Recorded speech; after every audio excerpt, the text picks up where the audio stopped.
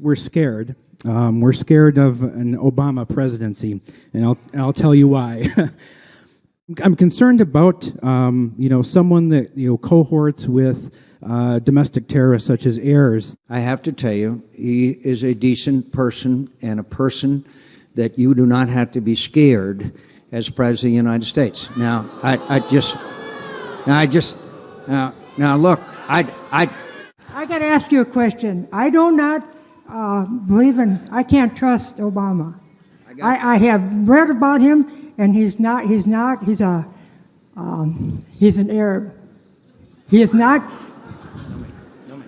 No, ma'am. He's a decent family man, citizen that I just happen to have disagreements with on fundamental issues, and that's what this campaign is all about. He's not. Thank you. So, Republicans are continuously denying any relation or semblance to their race-baiting and truth-denying tactics, or that the Southern strategy actually happened here.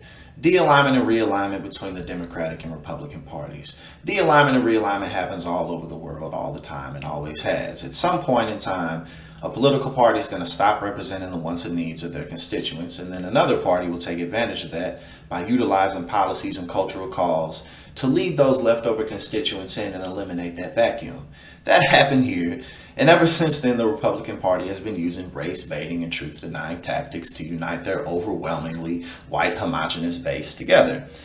It's no coincidence that Donald Trump came down that escalator and the first thing he said is, Mexicans are rapists and killers, and that we can't have them in here, and all that other nonsense that he was spewing.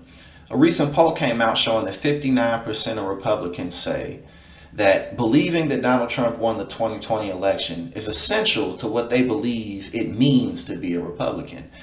In other words, the Republican Party has led itself right into permanent Trumpism. And anyone who knows me knows I'm no Democrat, which makes it even all the more hilarious when the GOP pretends like it's a better option for minorities or the working class. Now, basically how this works is the Republican Party does much of what it likes, and the Democrats pull their punches. And so over the decades, the country has shifted further and further to the right economically. And now the Republican Party has been totally engulfed with Trumpist culturalism and totally locked in the culture war and totally locked into always focusing on sticking it to the libs. Now, what neither the Republican Party or the Democratic Party will at least throw you a bone. But neither of the parties are truly taking advantage of what unites all of us through our struggles. Nobody's really trying to fix the healthcare system. People commonly who are sick and dealing with problems don't even go to the hospital because they can't afford the bills.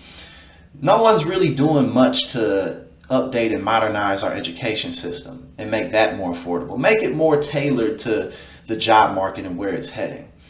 No one's really doing anything about the cost of living or changing zoning laws so that affordable homes and affordable living structures can even be legally built in places that make sense for people.